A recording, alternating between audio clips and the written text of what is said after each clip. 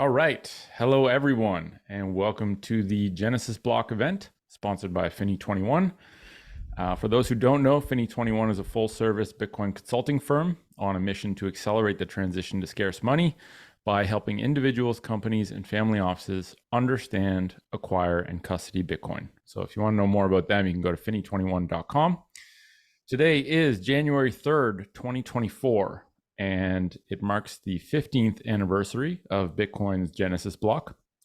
So many viewed the Genesis block as the official birth of Bitcoin, even though it was preceded by the white paper. And really, it marks sort of a momentous day when humanity was gifted a sound money protocol by Satoshi Nakamoto.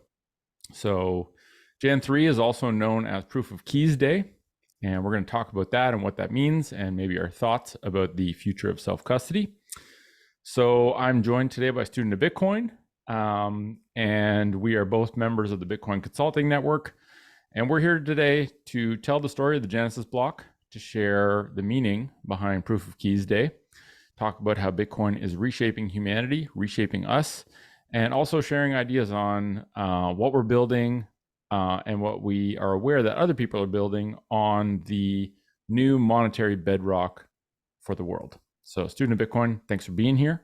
Thanks for being available. Thanks you for having me. Looking forward to this conversation. Awesome. So current block height is 824.182. And with that said, let's dive in and start with the story of the Genesis block. So do you want to kick that off, or do you want me to kick it off with some notes that I had? I was going to keep it fairly simple because I wanted to get into the meat of things. So I think you kick off with the story. Awesome. So I'll keep it brief. 15 years ago today, the first Bitcoin block was mined by Satoshi Nakamoto. It emerged, or Bitcoin emerged, in the aftermath of the 2008 financial crisis, at a time when trust in banking was probably at its lowest, and individuals essentially had to foot the bill created by risky lending practices of big banks. So the Genesis block, also known as block 0, is effectively the ancestor block to every Bitcoin block in existence today, including today's, the one that this currently is being recorded at 824,182. So we've come a long way. And that Genesis block recorded only a single transaction, which was the block reward. Satoshi used a CPU to mine it, and 50 Bitcoin was received as a block reward. However, those 50 Bitcoin are unspendable because of a non-standard scripting language that was used. Another little fact that I found really interesting was that mining difficulty at that time was 1. And currently today, based on the amount of miners online and just the computing power in the Bitcoin network, the current mining difficulty is sitting at 67 trillion. I won't go too deep into what that actually means, but just know that it's gotten a lot harder to mine Bitcoin than on that first Genesis block. Satoshi also embedded a message in the Genesis block, which, there's a lot of hype and noise about inscriptions right now. And I guess technically this is actually Bitcoin's first official inscription. And it said, "The Times, 3rd of January, 2009, Chancellor on the brink of second bailout for banks." And that was a headline for a London newspaper on the date of the Genesis block, and kind of gives us a hint that perhaps Satoshi was sensitive to what was going on in the financial world, and this notion that we seem to have these recurring crises where everyone pays the bill for risky behavior done by banks. And some actually say that the Times article inscription was a timestamp, which is essentially serving as proof of transparency that the Genesis block was mined on January 3rd and not before. So that's sort of the short story of the Genesis block. And yeah, that was 15 years ago. And while the white paper was created on October 31st, 2008, this really is the official birth of Bitcoin, because it's the official spearhead beginning of the series of blocks that makes up Bitcoin, this ledger that has been ongoing since that time. So yeah, exciting day. You pretty much touched on everything I sort of had written. And to me, a few things that I found insightful the fact that Satoshi sent it to an address that it can't be spent, almost proving that there wasn't any ill intention between that for that first reward, and also putting in that timestamp that, hey, this is the headline for this date. So there's no funny business for this block that has been added to the chain. And we love using the word blockchain. Very few actually use the word time chain. And the white paper, as we discussed earlier, has no reference to the blockchain. It only says chain. So now, is this the best way of keeping time, but in terms of cryptography that Satoshi has given us? Because I saw an interesting tweet yesterday, no, on New Year's. If this is a time chain, how many years to go until we refer to it as before Bitcoin and after Bitcoin? So now we're technically AB15.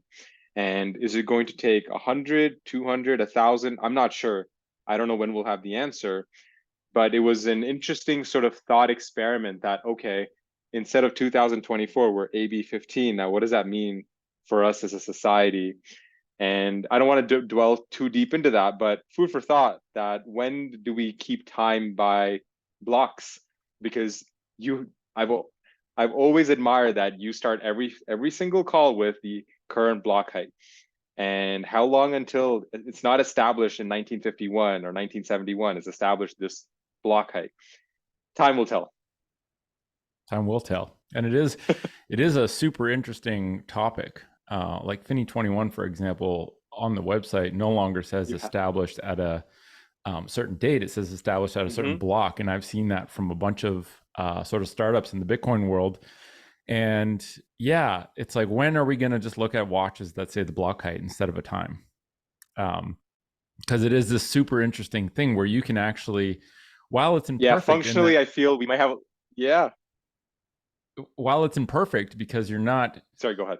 You can't possibly know in advance when a certain block will be with exact precision, right? Because it's approximately every 10 minutes for each block. But at the same time, the way we currently do time is also radically imperfect, right? You have all these different time zones. I always get messed up every year at daylight savings, because where I am in Canada does daylight savings and other areas of the world doesn't. So I got to like double check, triple check. And so it really is this, idea that having a consensus time chain, which might be imperfect, but also requires some entropy to actually be exact, is this very interesting notion that, who knows? Maybe one day feature on our watches will be the block height, and maybe that will be what we what we use, as frequently as quote unquote standard time that we use now. Who knows? As I think about it, I do see a lot of drawbacks on the daily application, but there seems to be certain ways that it could be beneficial. So I'm not going to say too many words before really thinking it internally, because I'll probably say something wrong that I'll regret. So let's move on from this on the watch feature. Sounds good.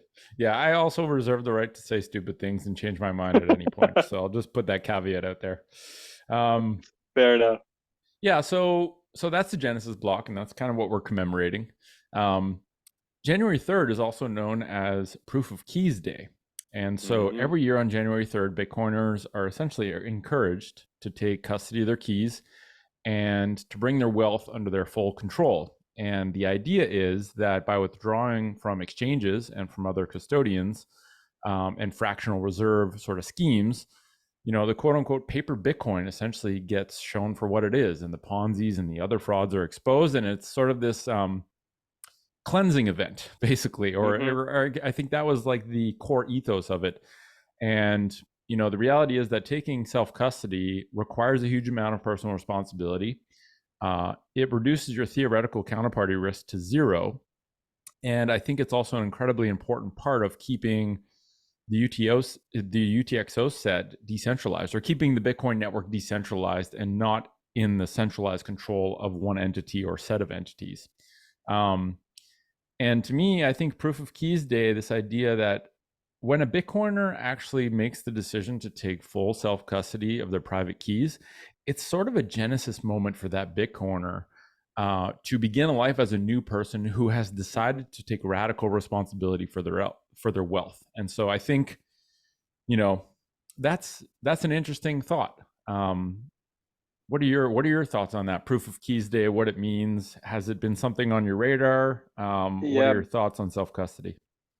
before I jump into proof of keys day, you just mentioned something interesting about the genesis moment for taking custody and the genesis moment for taking ownership of Bitcoin. And it's something to dissect even further because there's going to be so many genesis moments in an individual's sort of interaction with Bitcoin, from the first sats to the first wallet, the first time they send it, the first time they spend it, the first time they buy it, and of course, the most important, when do they self-custody, and then how different forms of self-custody, multi-signature, is it a hardware wallet, steel plates? So I don't want to harp on sort of that, the word genesis in the Bitcoiner's journey, but let's getting back to topic about proof of keys. We've talked about this in our previous interaction. It is extremely important. I believe Bitcoin was created to take self-custody, right? The whole point of Bitcoin was for us to interact and exchange value on the internet without any third party or any middleman. And by that definition, it means there should be no one involved except myself and you and the network. So the moment you're not keeping your keys within your own control, someone else has your keys, going back to our famous adage, not your keys, not your coins. Now, all that being said, having sort of been in Africa now for 5 months, and it's not just Africa, it's a worldwide problem. There are tons of communities, economies, countries where as the value of the US dollar goes down, which means the value of Bitcoin goes up, or the exchange rate, let's say, an individual to be able to take custody on chain is going to be more and more expensive. So if you go to a street side vendor in, let's say, rural India, for instance, do they have the means to take custody immediately? Unlikely. They're going to be coming through a custodial solution.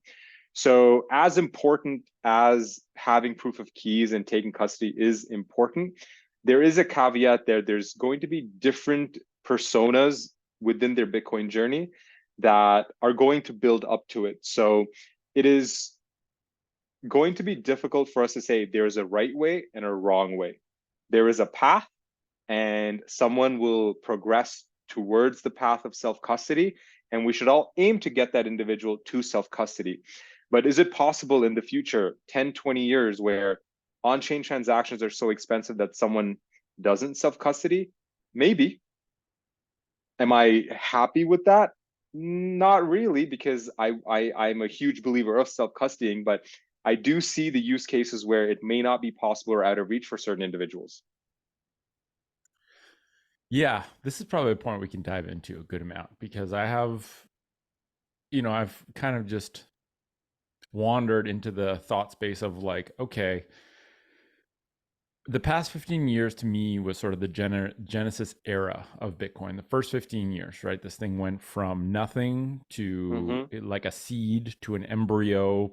It went through all these sort of challenges and threats and has gotten to this point where now it almost seems like on the 15th anniversary, the past 15 years are sort of this this genesis era where which was underlined by mainly base chain activity, right? That the initial development stages of layer 2 solutions like Lightning or like Liquid, but mainly base chain activity, low transaction fees, relatively low exchange rate. And actually this is inspired by you. This is actually one of those genesis moments for me where I'm no longer talking about the exchange rate when I timestamp podcasts. I'm only going to do block height. I realized if I'm really gonna live my ideal, which it is to never talk about the price is not a thing, because all that matters is that there's 100 million sats in a Bitcoin, and one Bitcoin equals one Bitcoin. And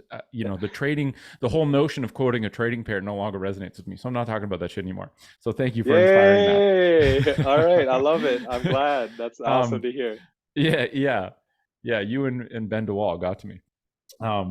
So yeah, I even looked up the word Genesis just to put a pin in Hmm. that. Is it's like origin, generation, creation, source, beginning, and I think you're right. I think for a lot of Bitcoiners, there will be many beginnings of almost like these initiations in the world of Bitcoin, and I think proof of keys day until now, I think has actually been important, but proof of keys day moving forward will be, I think, less so important to the point where if I fast forward 15 years, I don't actually see the average individual owning a UTXO.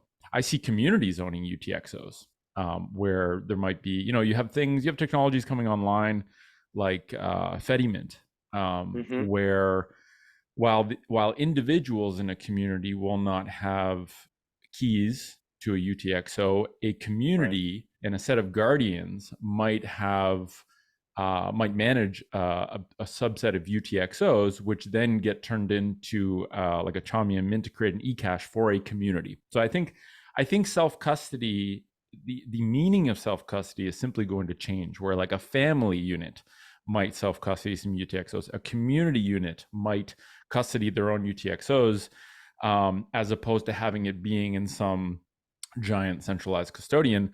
But I do think it's going to be. I think most people in future won't self custody, and this might actually be the last decade, right? From now until like 2030, this might be the last decade where average people taking custody of main chain UTXOs is a thing.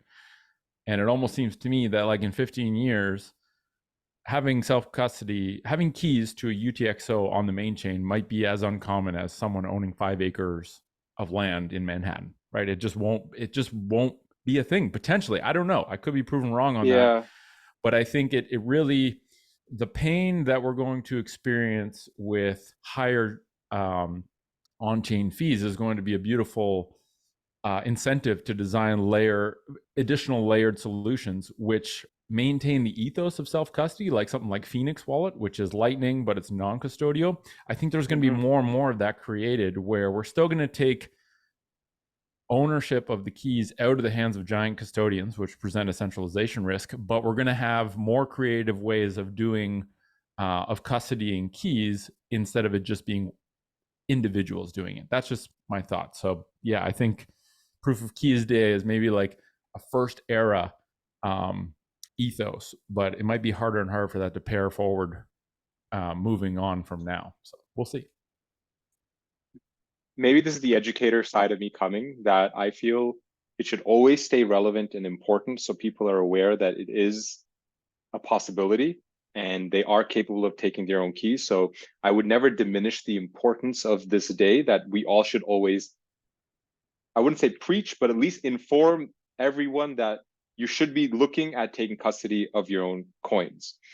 Now, I feel the nuance here is the economic benefit for each individual to do that. So I'll give you an example. Today we were in Kampala and we went to this perfume store. So it's a small business. She sells perfume and other cologne and small products, beauty products, and they're sold anywhere between, let's say, 5 to $25.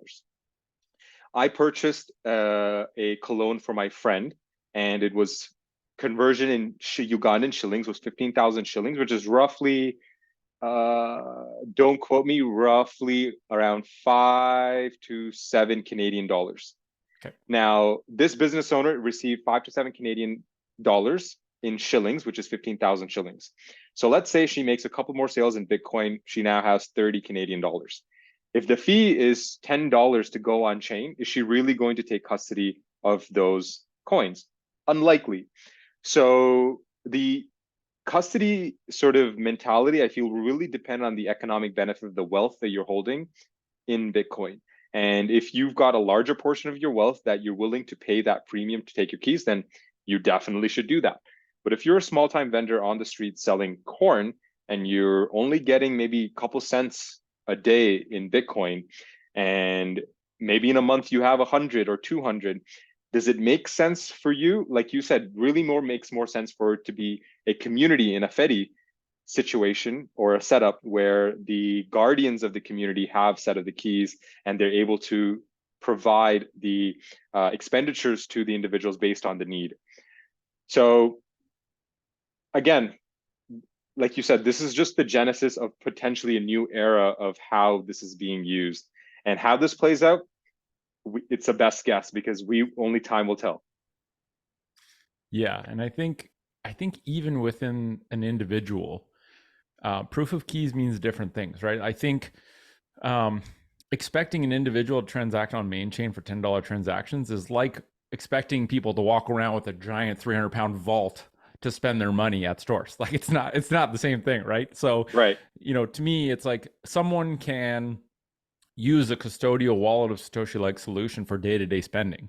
And Mm-hmm. actually, Jan 3, the company, is officially releasing a wallet called Aqua today, which I'm excited to try out, which Yeah, is I a day saw. to day layer 2 Lightning and Liquid enabled wallet that's designed as day to day spending specifically for the South American market. So I think we're going to have more things like that. I'm going to check that out today, Mm-hmm. see what the UI and UX is like, because it's always improving.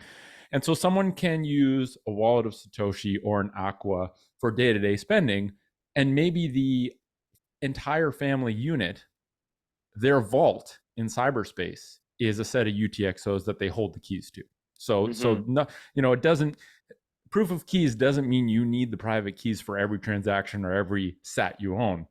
It just means that I think, like you said, the aspiration is that we have this proof based system where when you can take custody of your own keys and manage your own wealth, you should aspire to do so in the long term, right? When you have Mm-hmm. enough wealth built, when you have enough understanding built and confidence built to actually do so confidently, um, then I think it's a good thing to do. And I think the other thing too is proof of keys can also serve as an ethos, even when we have, for example, banks custodying sats. There should be an element of transparency where proof of keys, proof of actually reserves should be a thing. Um, Whereas right now it's not, right? This fractional reserve system is just fraudulent and bankrupt, and it's bullshit. And I think even when Bitcoin goes into the uber mainstream and, Yeah, and bullshit actually indeed. are It's like banks are custodying it, proof of keys should still be a thing at the custodian level to basically say you must prove that you actually own these sats and that you're not just doing another fractional reserve system on top of Bitcoin. So I think it holds there too. absolutely. And the good thing is Bitcoin is transparent, so it's very easy to see if this is true or not. That said, are these conglomerates or corporations going to be willing to share that information? I feel it comes down to individuals like us and who understand the space to at least call out those corporations of how it needs to be used, or at least the standard that they need to uphold while Bitcoin is sort of seeking mass adoption. And there are two things that stuck out in what you just said. One, I want to just step back for a second. You mentioned 5 acres of land, and I made this connection a while ago, and I was speaking to a realtor, and I don't feel it's something spoken about a lot, because Bitcoin to us is a digital ledger. But the analogy I've used is Bitcoin is digital soil because each UTXO you own is like soil, but on the Bitcoin ledger. And it's not a concept that's been spoken about too much. I wrote a couple of notes about it, but I haven't really given it.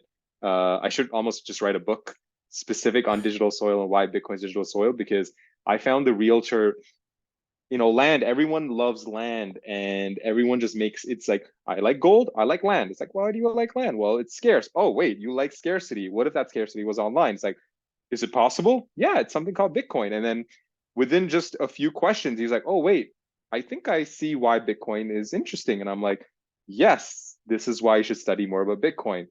And that's just wanted to sort of share that digital soil sort of mental model. But about wallets, I feel what in the future, what we're going to start seeing is wallets are really going to start competing with let's say, a one all be all super app in the Bitcoin space. If I were to design the perfect wallet, it would be a social app. It would be a wallet that allows me to send receive. It's an education platform that allows me to sort of go through quizzes like Blink. I've gained a lot of appreciation for Blink recently, and I use that for onboarding because there's an earn section where you're able to learn about Bitcoin and earn sats by doing so. So now the future is really going to be about how do these organizations align with the Bitcoiners' values and be able to onboard someone as they're aligned with those values that you and I would share. And it isn't something that's, oh yes, I'm going to hide all my information. I'm not going to tell you anything, and you're only going to be able to send and receive, and you need to give me information. So it will be interesting to see, and I might be sort of jumping ahead to what the future might hold, but I'm excited to see how builders will build and how we uphold our Bitcoiner values against those builders to make sure that they're Bitcoin first and they're aligning well with the values that we've sort of built so far in the 15 years. Yeah, and I think the beauty of an open network is that the best experience wins, right? The way to actually gain customers um, is actually to build things that are in alignment with this protocol that is reshaping people over time.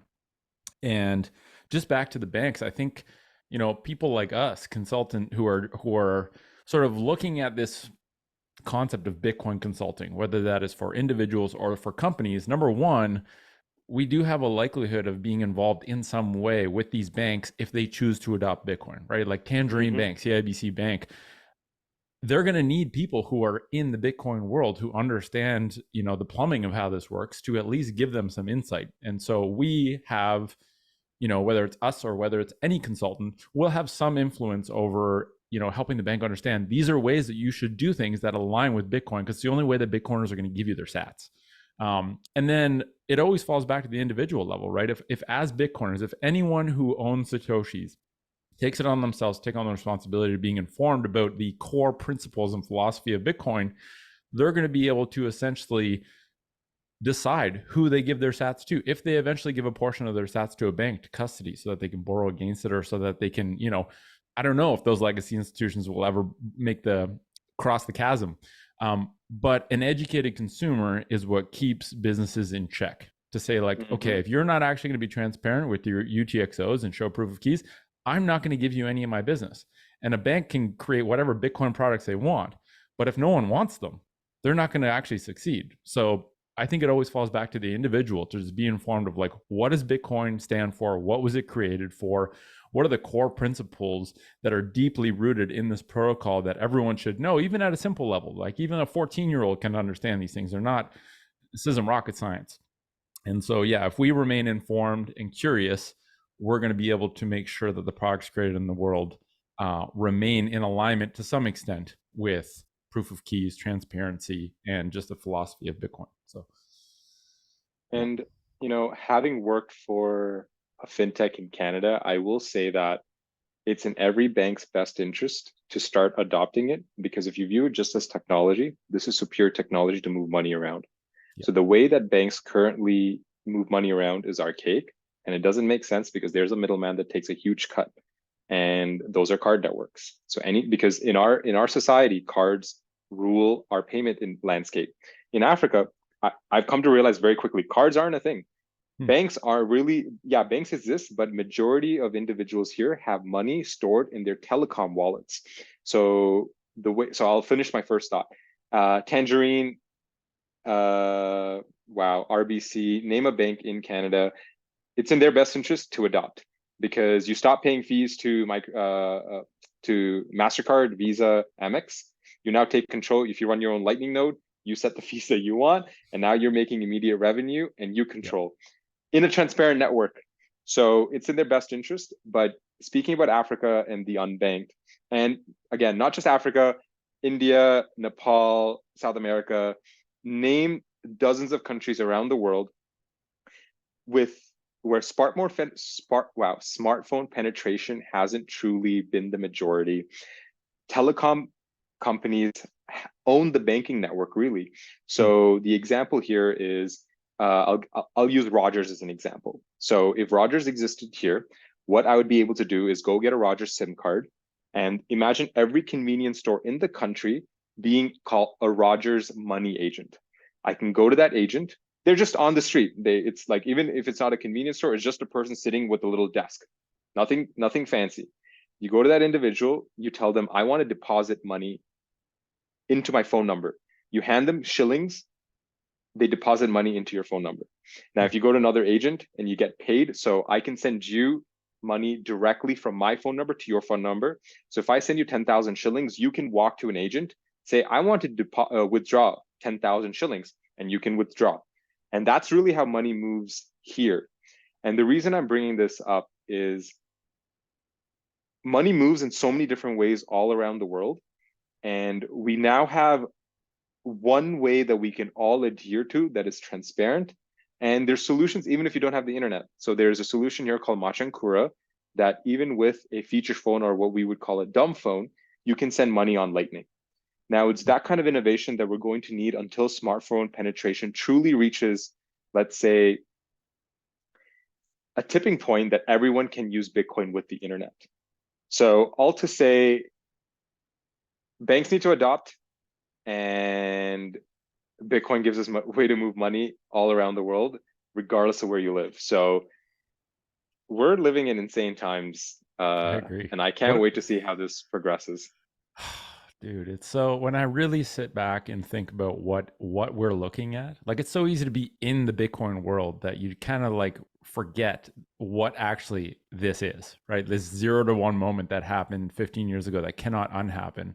And the unlock that this actually will offer humanity forever. Like this cannot be stopped. It can be slowed, but it cannot be stopped. And there's something, even just the notion that if money is information and data, fundamentally, it makes perfect sense for the information network providers, the phone networks, to essentially claim domain over sending money, even if it's not Bitcoin, right? Even if they're doing it internally, but it will eventually be Bitcoin, because the idea that, yeah, it's nice to be able to transact with your phone within Africa, but like it's kind of nicer to be able to transact with the world with your phone.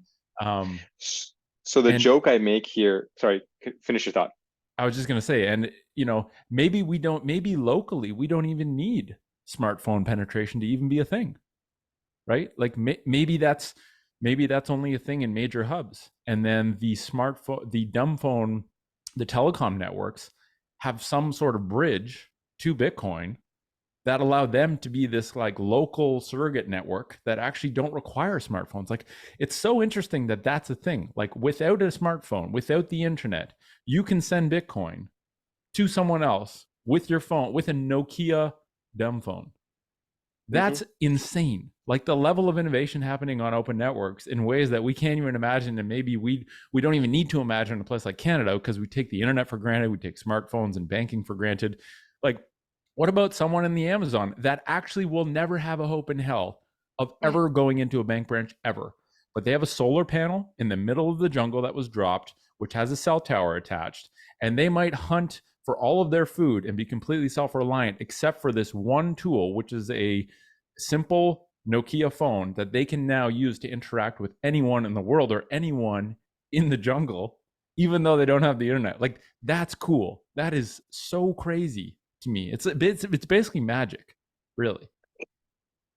Yes, and the joke I was supposed to mention is so when I first when we got to Egypt, that's where sort of the money movement through the telecoms really like hit me. I'm like, oh my God.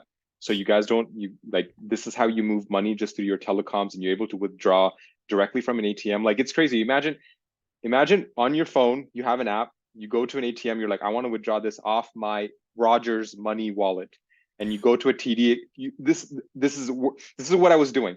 So you have a Rogers wallet. So of course, I'm giving you the Canadian example to be an analogy for the Egyptian counterpart. But you have a Rogers phone wallet. It's got money in it. You walk to a TD, you walk to a CIBC, you walk to a Scotia. You tell the ATM, I'm withdrawing. You put an OT, like you get a one-time password, your phone number, and you withdraw cash directly from the ATM. You don't need a TD account. You don't need a CIBC account. You don't need a RBC account. Just with that Rogers telecom account, you're able to do that. And that's when, it was eye-opening experience to realize in North America, we're just, I don't want to say sheltered, but we've taken a lot of things for granted because we don't have the same problems the rest of the world has. And this pilgrimage has opened our eyes to just internet availability, you know, internet speeds, internet uploads. We're used to being like, yeah, I can stream this 1 terabyte, no problem. No big deal. Oh, it's 300 gigs. I can do it. I need to upload 200 gigs. I've got bandwidth. and then you get dropped here, and not to say the speeds are bad. There are regions where speeds are amazingly great, but you go to certain Airbnbs or you go to certain Wi-Fi hotspots, and it's not the same, or Wi-Fi is just not readily available. But competition here between telecoms are so large that data is extremely cheap, and you have to commend them for that. What would Interesting. cost us 10 gigs of data with Rogers is $60. 10 gigs here cost me $1, Wow. sometimes two, depending on where you are. And speaking Freaking of state monopolies competition, ruin everything. It's like, what? Just and let the free market do its job. and speaking of competition, so my buddy today went to the bank for something, and I'm like, I'm coming to the bank. I just want to see what's up. And I'm at the bank and I saw a Western Union flyer, and I'm like, I wonder what this says. So I pick it up. It says 1% fee to send to Asia from Uganda. And Western Union typically charges anywhere to 3 to 5%. And the first thing I thought of, well, if there's competition from all these different providers, of course, Western Union has to keep up. Yep. So now, if Bitcoin is an open network where we're able to send money with minimal fees anywhere in the world, what do all these conglomerates do? They either have to innovate, which is either adopt Bitcoin itself, or they need to cut their immediate fees. Which one comes first? They're going to cut fees first Mm. before they even consider adopting it. So we're going to see a lot of competition in the financial industry and the markets in the near future, because it's only a matter of time that people start opening their eyes. And one thing that I'm excited for, people always say, institution money, exchange rate goes up. That's not what I'm excited for. I'm excited to see how people and the naysayers that have always said this is a scam, this is a fad, oh, this is a Ponzi, to finally realize there's a fixed supply, and everyone who understands basic economics, when there's fixed supply and there's certain amount of demand in the world, what happens to the value of that item, collectible, commodity, whatever you want to call it, and what happens to the network and the market overall. And that's what I'm most interested to see, is how the genesis moment for the world to finally realize, wait a second, these aren't crazy people. There is something here. Mm. Oh, the news that I was listening to, were they wrong? Because 5 years ago they said this is a scam, but now they're selling me an ETF. When did this change? Why did it change? And I'm excited for these individuals to start having that curiosity to be like, maybe I should read about this. And that genesis moment is going to be beautiful.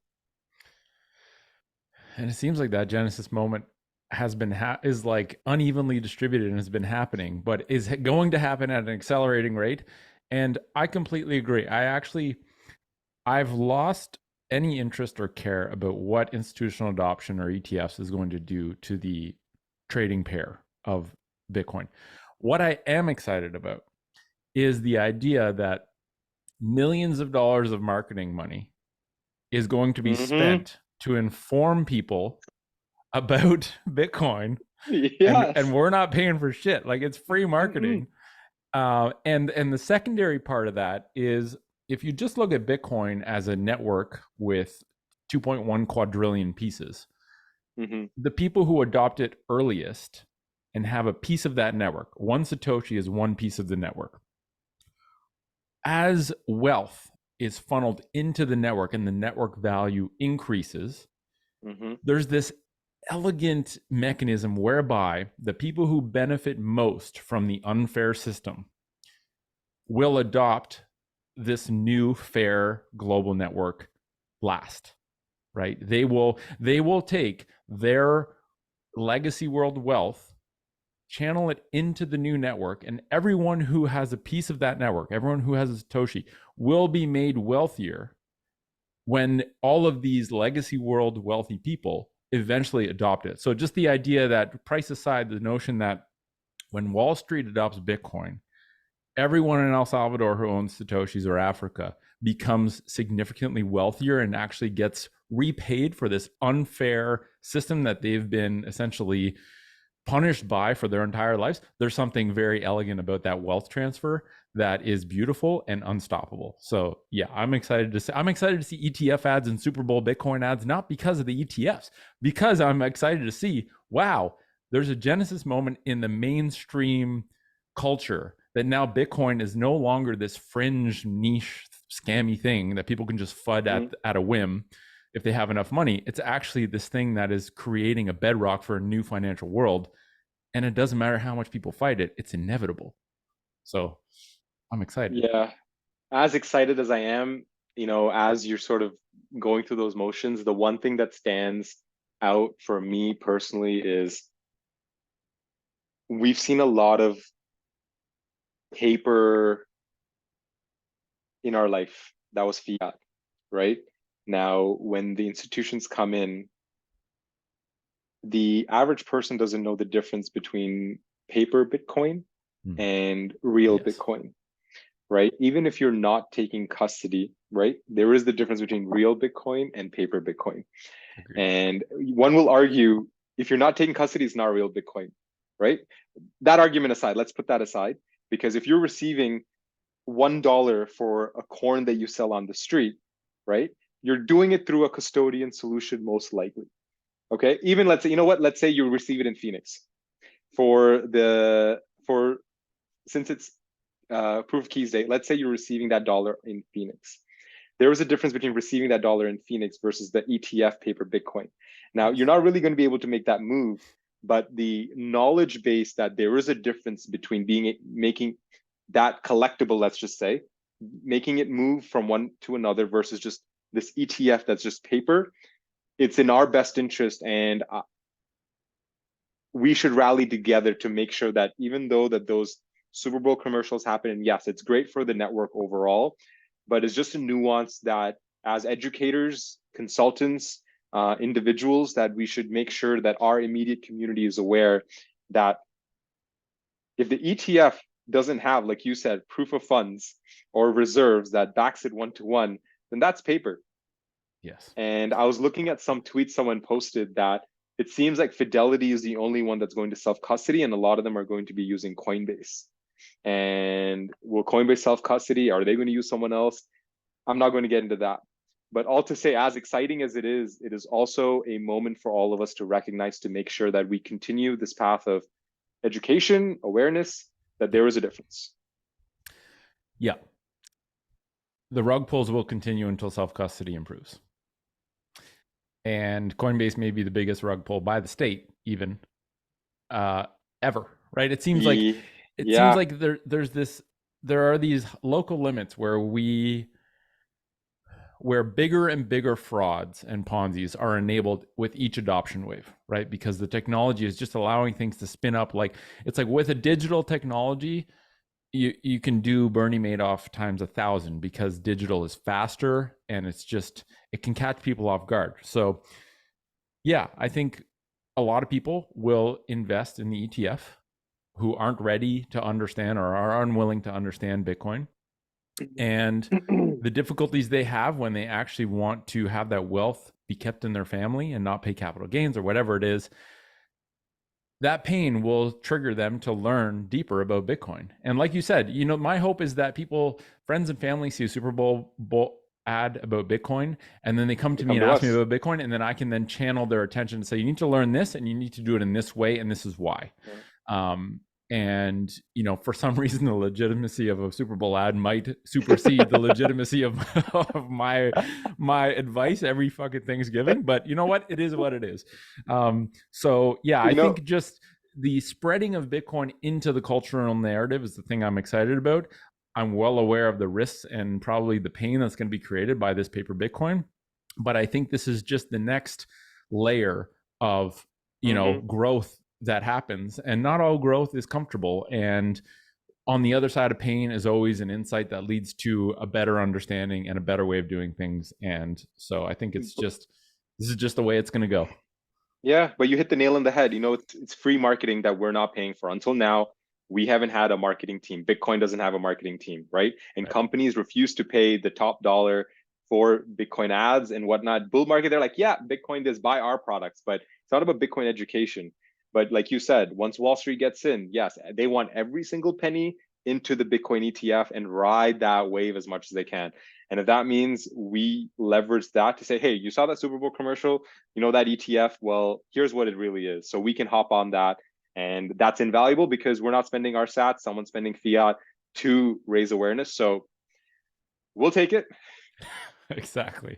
And I think even, institutions aside from legacy finance, I think you know, if we rewind, it's like, okay, Bitcoin was a genesis moment for humanity where there was this inception of sound money for the world, a new, Hmm. fair global monetary ledger that is honest and serves as a uh, viable and better replacement to the various dishonest ledgers that are being used by certain countries as their political currencies.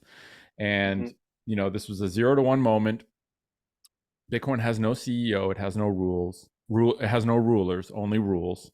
It's Hmm. global, open, and borderless. It's energy-backed money for the cyber domain, whereby no state has any say or authority within that cyber domain. It's a domain without masters. It's a domain of freedom.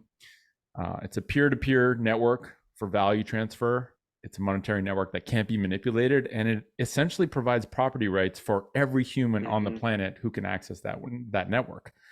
And Hmm. fundamentally, I think the thing that really lands hardest with me is the world is going to operate on an internet economy. The internet economy will be more powerful and contain more wealth than any single national economy in the world.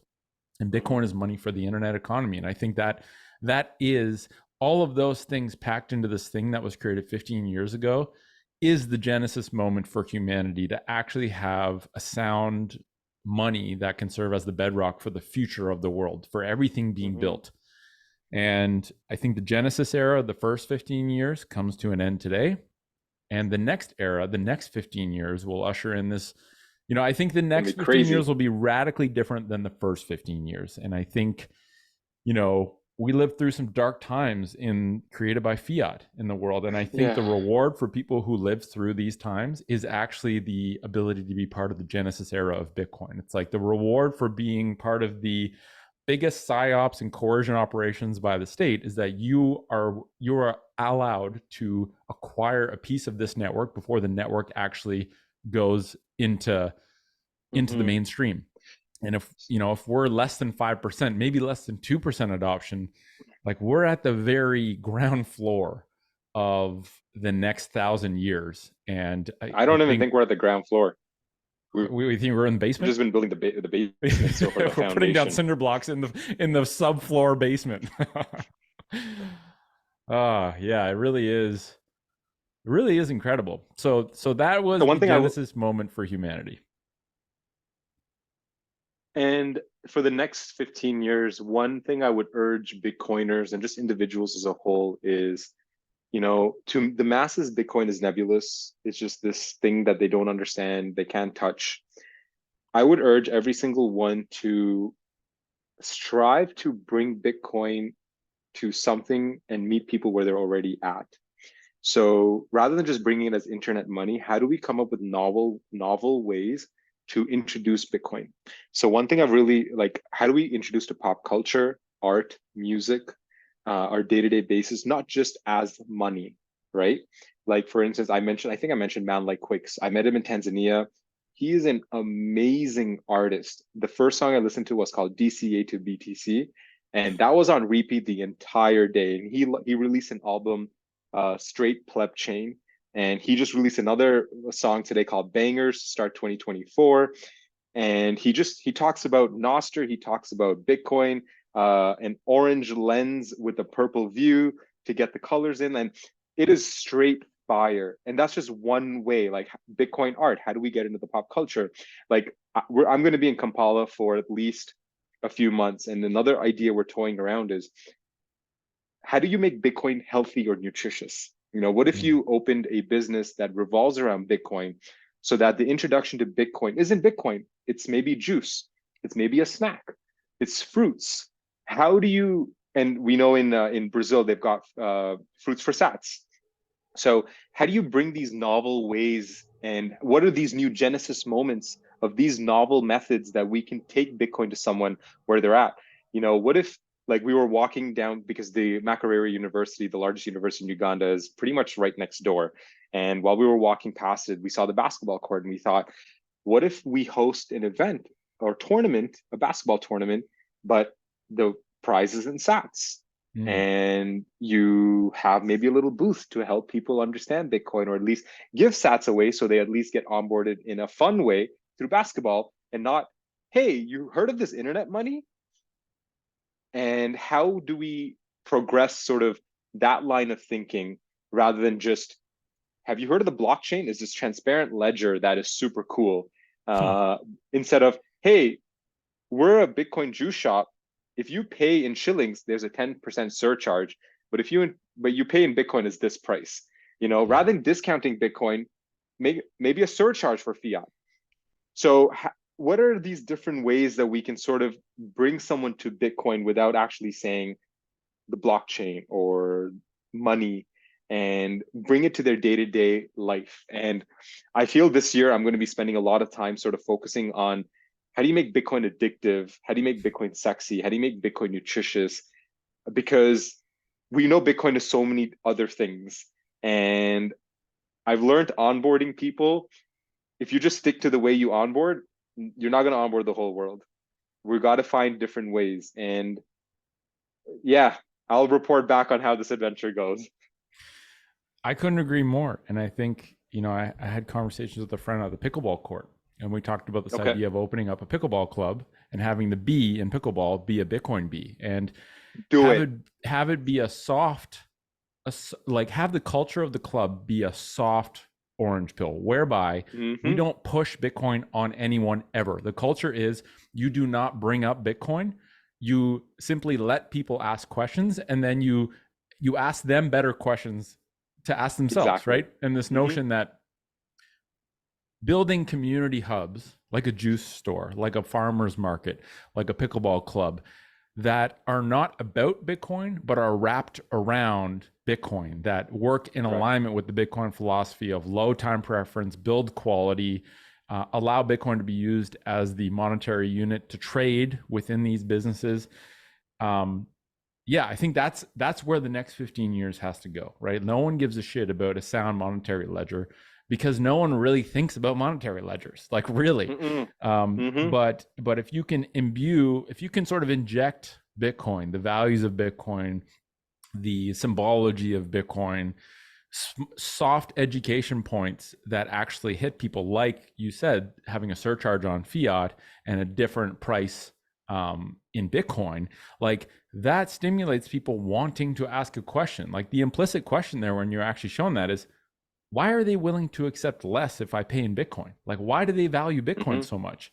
And Mm-hmm. that might bring forth some sort of questioning, and regardless of whether it brings up questioning, there is an irreversible touch point that has been had by that person where Bitcoin has entered their brain and they've had to think deeper than just seeing a B or thinking it was a scam. So I think it's the accumulation of touch points that actually chips away at someone's curiosity to the point where they're actually willing to learn about it meaningfully.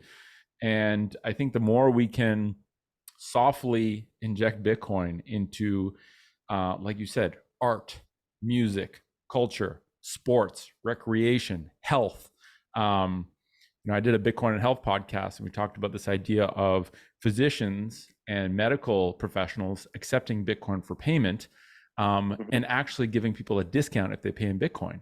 And there's something about the medical world where you're trusting these people with your life. Literally, you're Mm-hmm. trusting them you're receiving advice from them, or treatment advice about your life.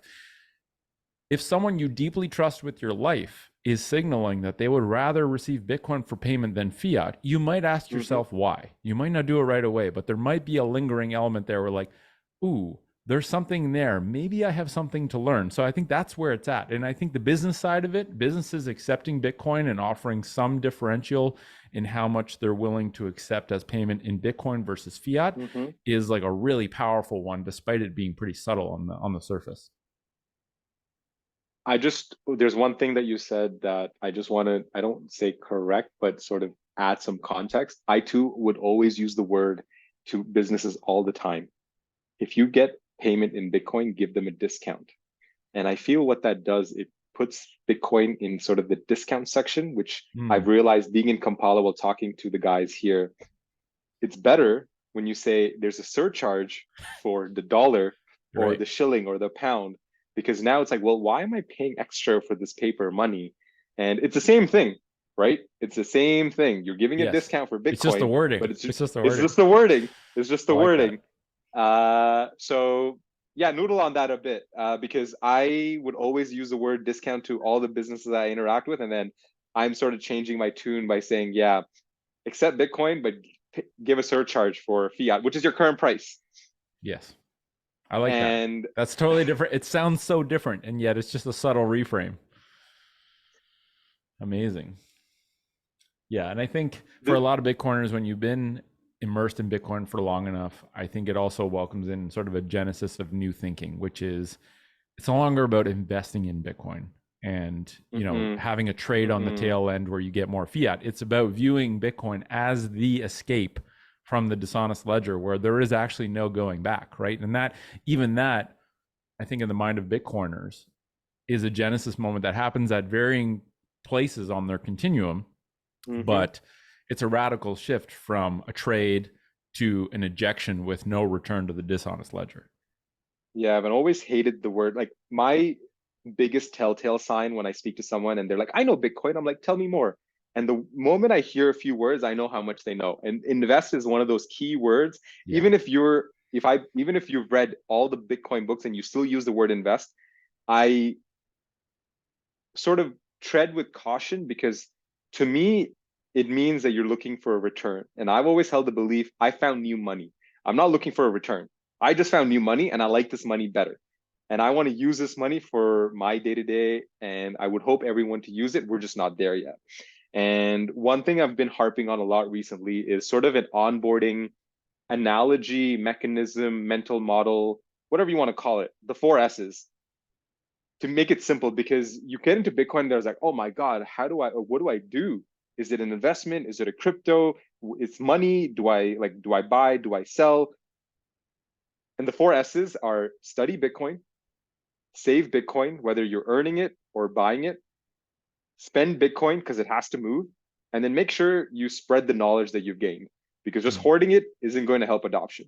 And I'm trying to sort of share this four S's as much as I possibly can with everyone because I feel I had to go through a lot of obstacles and pitfalls to learn this myself. And I'd like to make it simple for someone that's new in the space. How do I start? Here are four things. Maybe even if not for just study, before Yeah. you even think of doing anything, learn a bit.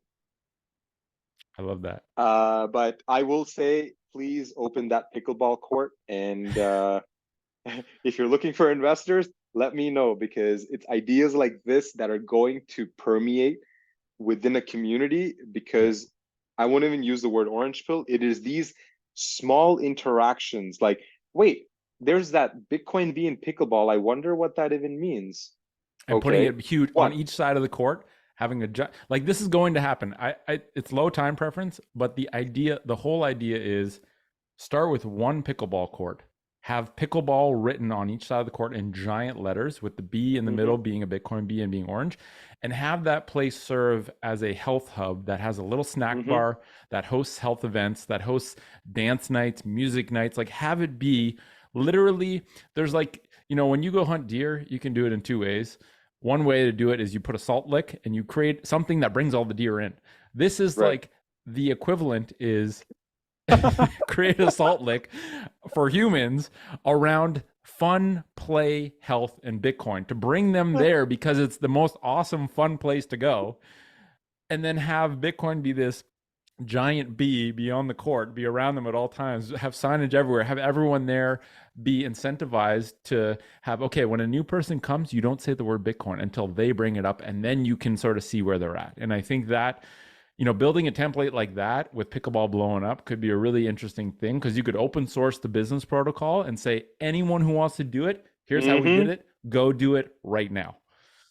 Yeah. Well, first is I love the analogy of going down and hunting no coiners. So I like that. Yeah. And I agree that this has to be an open source model because that's what. So some context, I'm in Kampala now with the team from Gorilla Sats and Bitcoin Kampala.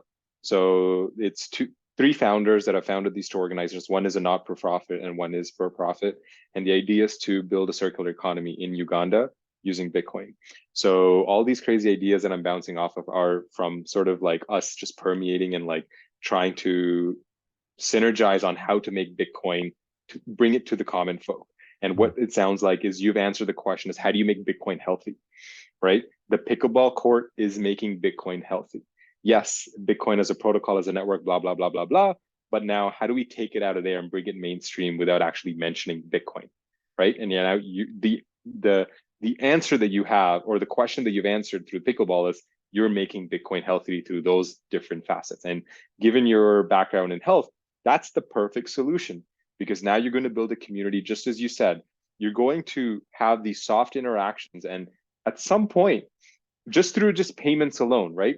Even without using the word, hey, if you pay in Canadian dollar, there's a surcharge of 15%. And you're like, wait, so that's the amount of tax that if I paid in Bitcoin, I save? Huh. I wonder how I even get a hold of this thing. Bam. Yes. Now the next question is, well, if they're astute enough, that's where they're going through of the savings. If not, it's like, well, why? First question is like, why am I paying a surcharge? Is the first question they're likely to ask. But I love it. Please, low time, it doesn't matter. 5, 10, 15 years, I will be there for the inauguration of this pickleball court. Amazing. And even like there's so many little ideas I've picked up over the years, even something as simple as kids that play at the pickleball court, they come early, and if they sweep the court or clean the court, they get 100 sats. 100%. It's like it literally just offers people an opportunity to be compensated for their time and energy. No, you don't need to show ID to have a client on your mobile phone. And anyone, any kid, any adult can contribute in some way. And there's this funny thing that happens on the pickleball court where between games you sit on a bench beside someone, gather your breath.